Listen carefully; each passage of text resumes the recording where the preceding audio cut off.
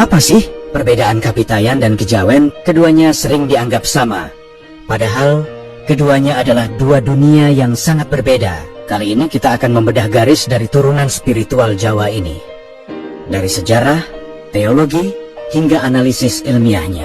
Siap-siap, karena ini akan membuka wawasan baru tentang kekayaan budaya Nusantara. Mari kita mulai dari perbedaan paling fundamental. Kapitayan adalah agama kuno, dan kejawen adalah filsafat hidup. Kapitayan adalah agama asli Nusantara, khususnya Jawa, yang diperkirakan telah ada sejak zaman batu, bahkan lebih dari 6.000 tahun sebelum Masehi, jauh sebelum era Hindu-Buddha. Ini adalah agama monoteistik murni. Sebaliknya, kejawen bukanlah agama, melainkan sebuah filsafat atau pandangan hidup yang lahir jauh kemudian. Kejawen adalah hasil perpaduan atau sinkretisme, sebuah pandangan hidup yang seringkali dilapiskan di atas agama formal yang dianut seseorang, seperti Islam.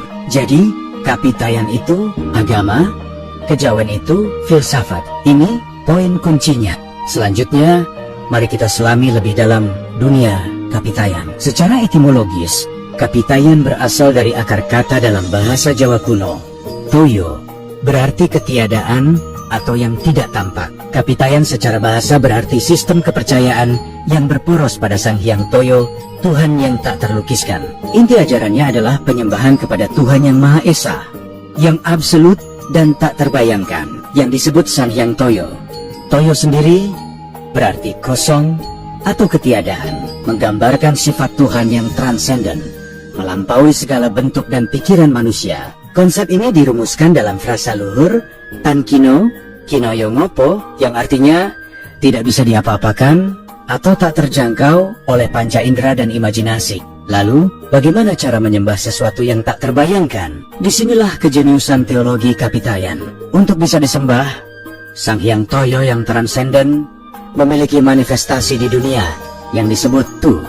Tu ini bermakna daya gaib atau kekuatan ilahi yang hadir di mana-mana. Inilah yang sering disalahpahami oleh sejarawan kolonial sebagai animisme atau dinamisme.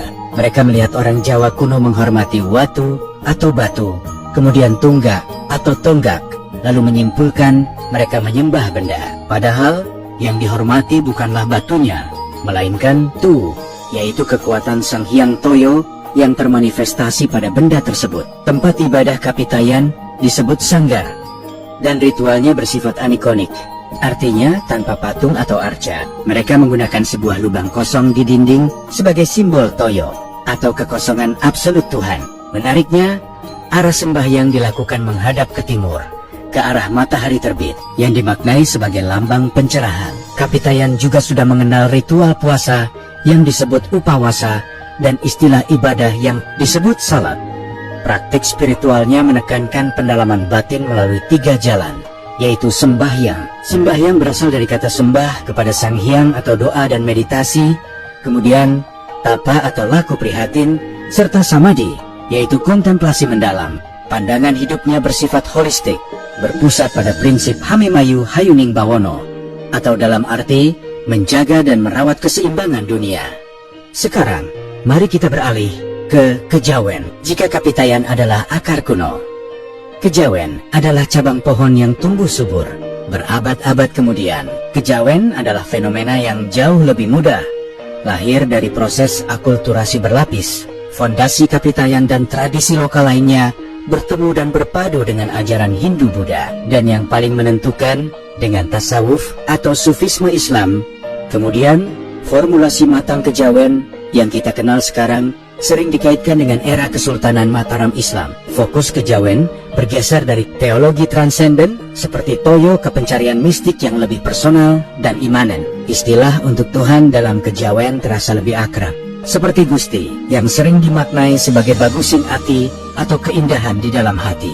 Ada juga istilah pangeran, yang berarti tempat kita menambatkan segala harapan dan perlindungan. Disinilah letak sinkronisasi yang luar biasa, ajaran filosofis yang sudah ada sejak era kapitayan, seperti Sangkan Paraning Dumadi atau pencarian makna dari mana asal dan kemana tujuan akhir kehidupan, dan Manunggaling Kawula Gusti atau penyatuan antara makhluk dan Sang Pencipta, kemudian bertemu dan menemukan resonansi yang kuat dengan ajaran tasawuf Islam yang dibawa para wali songo. Konsep manunggaling Kawula Gusti yang asli ini kemudian diperkaya dan diberi kerangka teologisis baru oleh doktrin Wahdatul Wujud dari Sufisme Islam. Lalu bagaimana dengan ritualnya? Jika ritual inti kapitayan berpusat di sanggar anikonik, ritual utama dalam kejawen adalah slametan, yaitu sebuah perjamuan komunal untuk memohon keselamatan. Seiring dengan proses islamisasi, ritual slametan ini menyerap kuat unsur-unsur Islam. Doa-doa dan zikir Islam dibacakan dalam kerangka tradisi Jawa.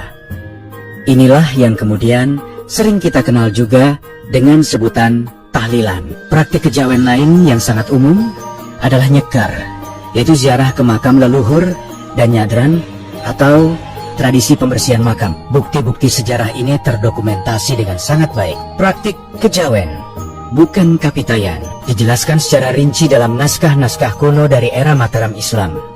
Salah satu sumber paling kaya adalah Serat Senthini. Naskah raksasa ini adalah ensiklopedia kebudayaan Jawa yang merekam dengan detail praktik sinkretisme ini. Kitab lain seperti Babat Tanah Jawi juga sangat kental merefleksikan pandangan dunia kejawen yang syarat dengan mistisisme. Di dunia akademis, perdebatan tentang kejawen ini sangat menarik. Ada dua kutub utama. Pertama, antropolog Clifford Geertz yang mempopulerkan pandangan bahwa kejawen adalah sebuah sinkretisme atau campuran. Kedua, Mark Woodward yang berpendapat bahwa kejawen pada dasarnya bukanlah campuran acak, melainkan sebuah bentuk adaptasi lokal dari tasawuf atau sufisme Islam. Kerangka mistik utama kejawen, menurut Woodward, jauh lebih berakar pada teosofi sufi daripada tradisi pra-Islam. Jadi, apa kesimpulan dari perjalanan kita kali ini? Kapitayan adalah agama monoteistik kuno Nusantara dengan konsep ketuhanan transenden yang luar biasa, yaitu Sang Hyang Toyo. Sementara itu, kejawen adalah sebuah filsafat mistik yang lahir dari perpaduan panjang antara tradisi lokal, Hindu-Buddha, dan yang paling dominan adalah tasawuf Islam, dengan fokus pada penyatuan personal dengan Tuhan. Memahami perbedaan ini sangat penting agar kita tidak salah kaprah dan bisa lebih menghargai kekayaan serta kedalaman warisan spiritual nenek moyang kita. Kapitayan adalah akarnya, ajaran luhur yang telah memiliki konsep Sangkan Paraning Dumadi dan Hamemayu Hayuning Bawon. Sementara kejawen adalah salah satu cabang pohonnya yang paling rimbun dan indah, yang terus tumbuh hingga hari ini. Di era modern yang seringkali materialistis, warisan nilai dari peradaban Jawa kuno yang menempatkan spiritualitas sebagai pusat kehidupan ini menawarkan alternatif, paradigma yang lebih selaras dengan keseimbangan alam dan kedalaman batin manusia. Semoga pembahasan ini bermanfaat dan menambah kecintaan kita pada budaya Nusantara. Terima kasih sudah menyimak sampai akhir. Jangan lupa untuk like, komen, dan follow akun Kawurian agar kita bisa terus belajar bersama. Bagikan video ini jika bermanfaat. Sampai jumpa di video selanjutnya.